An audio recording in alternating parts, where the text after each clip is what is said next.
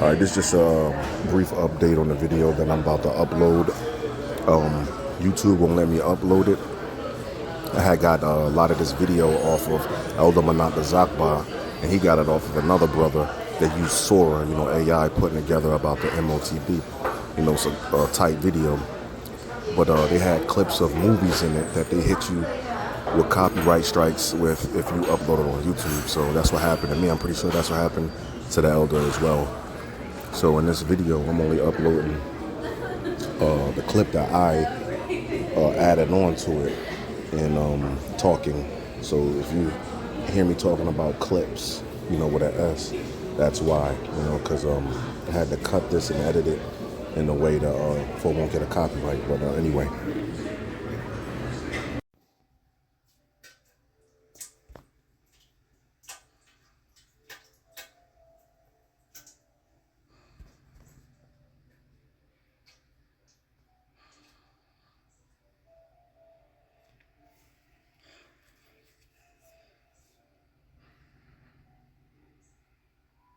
Aujourd'hui, au bout de ça, on parle de puces qu'on pourra s'implanter. Ce sera quand ça? Certainement.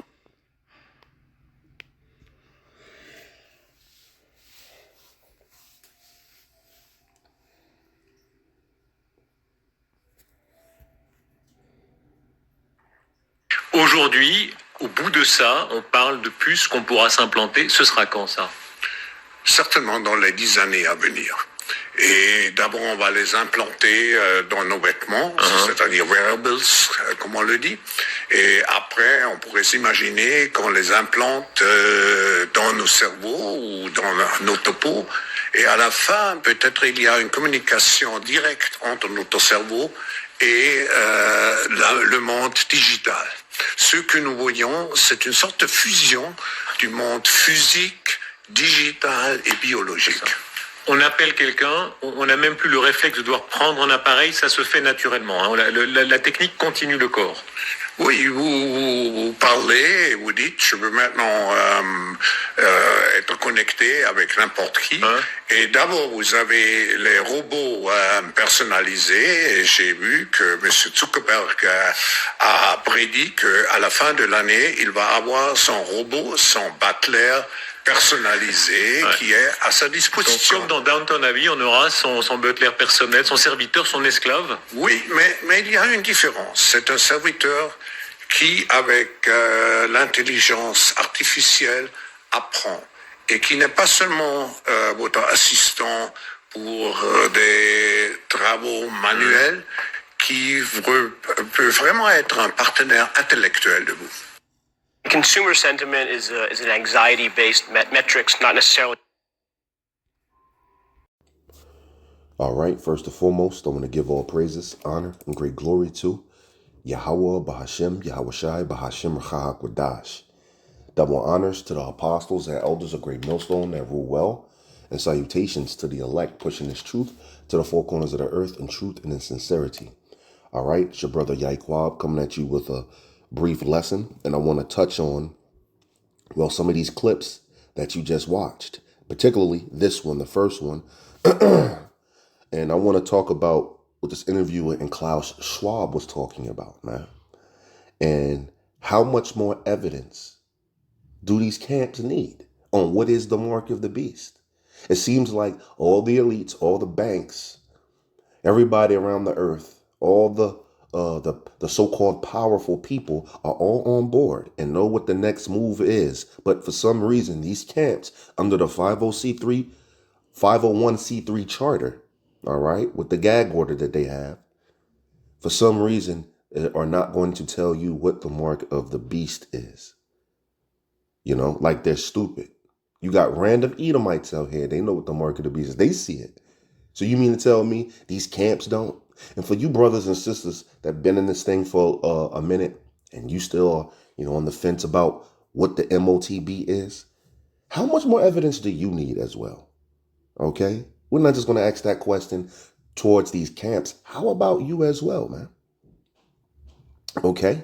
And in this particular video, we're going to be touching on the technology, mentality, and the reality of this, man. All right? This is not a coincidence, them talking about the a chip, an implantable chip being put in you. All right. This is matter of fact, let's just get into it.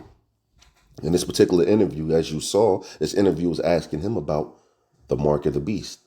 And he says, certainly in the next 10 years, we're going to be taking our chips in our brain and chips under the skin.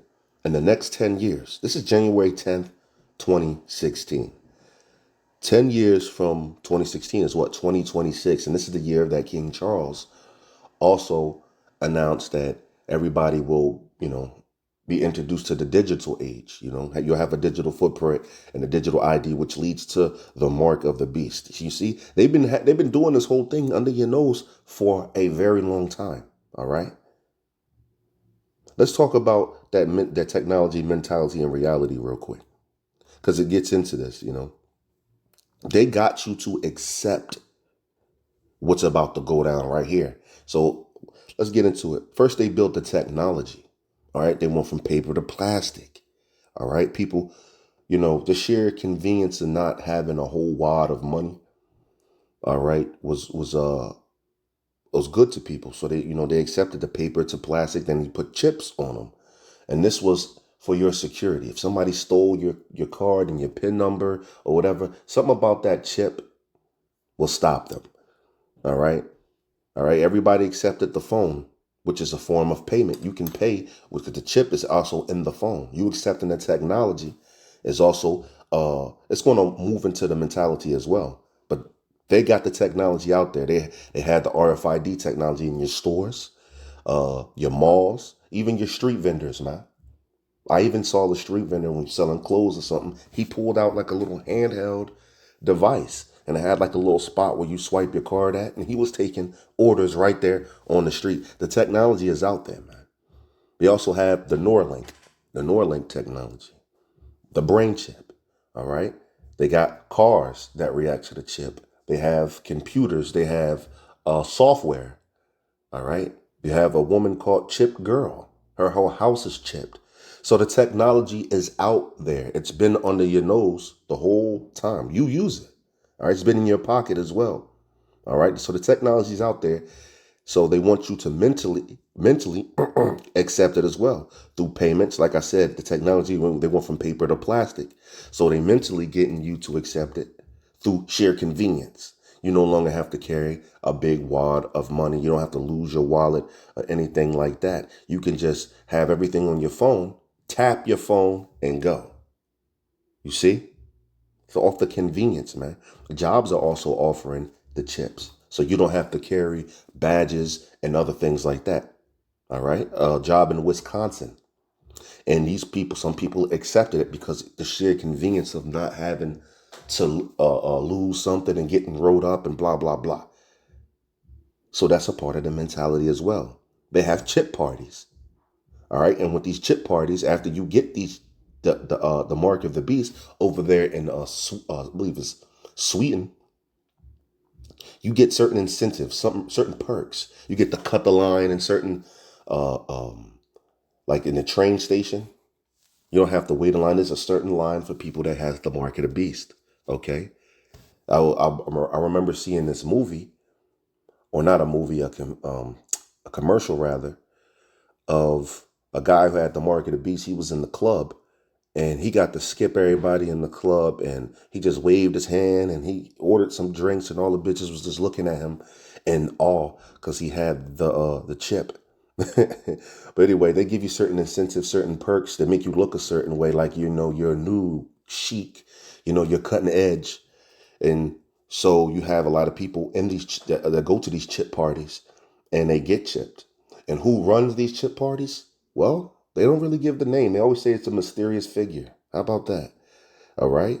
So that's a part of the mentality. Also, AI. AI is a big part of that mentality, getting you to accept it. People ask ChatGPT everything. All right. People have AI girlfriends, man. You see, people accepted the AI mentally already, man. They have things where you can put your voice in there and the AI will switch your voice up and have you singing. You see, people are making short videos with AI and all that. People have accepted AI. All right. Not knowing that we're going to get into the reality of it. All right. Not just accept the AI. There's also one called Sophia out there. Sophia is wisdom. All right. And this one AI is called Sophia, and they actually have her move around, go around and do interviews and things of this nature. And she's become the first citizen to Saudi Arabia. How about that? So this AI actually has rights. That went up under your nose. All right. And that happened about 3-4 years ago. So basically, if Sophia was to come, they were to roll this robot in and I was to smack it, I would be arrested for assault because this is an actual citizen. Nobody said anything about this. Nobody says anything about the AI cops rolling around in China. You see? Because they have mentally accepted the AI already, man. So what is the reality of all of this? Switching from paper to plastic, having a phone on everybody, giving everybody the RFID technology, the convenience, having their jobs push it on people, throwing chip parties and giving people incentives and perks, giving people free AI and technology to create visuals for themselves and all of that. What's the reality of it all? The reality of it all is for the New World Order agenda. All right. The New World Order agenda. The AI ain't nothing but your surveillance system. All right. What do you think Alexa was doing, man? She was just to have you mentally to accept an AI just being in your house. You see? But the reality is to surveil you. So when they introduce the RFID chip, the mark of the beast, you'll easily take it. It's easier to ingest or digest. It's not a shock. You see? So let's say if a terrorist attack happens or a cyber attack happens, which they're blowing that whistle, and the old world order got destroyed, the old system. And they're saying, well, we got this new system. And in order to be in it, you have to have a digital footprint, a digital ID. Well, you so used to being on the internet and having the conveniences of technology, this new technology, used to having AI, used to having the luxuries of the old world. And the old world gave you bits and pieces of their new world, which is a technocracy. You'll take it. All right. Especially if you're hungry or something, you'll take it. The reality is for them to get off the New World Order agenda. Look at the back of your dollar bill. The back of your dollar bill says Novos Ordo Seclorum on the bottom. That's New World Order. On the top it says Anno Ab Coeptis. Anno Ab Coeptis means he favors our undertaking. And it also breaks down to crown with success. So what favored? The New World Order. And what's crown with success? The New World Order as they think. And this has been on the back of your dollar bill for as long as you can remember. Okay. So this has been the plan. This has been in the making for very long. So how much more evidence does the people need, man? All right. You have Klaus Schwab saying it. You have banks across seas, Banco Sabadell meeting up with phone companies that are controlling like Apple and big ones, man. Big names, Verizon and things of this nature. Meeting up with people that create the RFID technology and talking about the world's new currency, the new global currency. And they chipped somebody on stage. And then when he was healing, they sent him to the back and brought somebody else out that had the chip in their hand. And they showed him on the stage how easy it was to take money and transfer money and how to use that technology. And this was the headline of this whole gathering was the new global currency. So how much more evidence do these camps need? And once again, for you brothers and sisters that seem to just be on the fence with it, how much more evidence do you need? Okay. All right. The truth was given to the elect and the rest were blinded, man. Pray, fast, that the Lord open up this understanding to you. All right. That you have the strength, all right, to not take The MOTB in these times. We're in these times right now. All right. This is a very serious time that we're in, and you don't need to be questioning what the mark of the beast is right now, getting weak and being wishy-washy. Because when all hell starts to break loose and famine hits, okay, you might break, man. Okay? Don't listen to these camps out here. ISUPK, IUIC, the ICGJC, GOCC, Sons of Thunder, HOI, Genesis, turn to TGC Ministries, man. WFI, all of these alphabet group camps out there, they don't have the truth. Great Millstone has the truth, starting with the apostles and the elders of Great Millstone on down. All right. But anyway, I hope this was edifying. Hope you could take something from this. This was supposed to be just, very brief. I didn't grab too many scriptures because, it was pretty much self-explanatory, Revelations 13. You take the mark of the beast, Revelations 14. All right. If you take it, the Lord's you're going to get hit with a nuke, man. That's the punishment for taking the mark of the beast. So get that right. Don't be that person as, in order to stay in the group. You've been down with ISUPK for some years now, and you don't want to get out because you got like a little position and, it's probably close to your house or something, some old bullshit. And that's why you're not accepting the true doctrine. But the Lord been knocking on your doors for a minute. That's your mind. And you has been not opening up, Don't be that person, man. All right. When all hell breaks loose, you've been doing things for the wrong reason. Anyway, hope it was edifying with that. I'm saying shalom.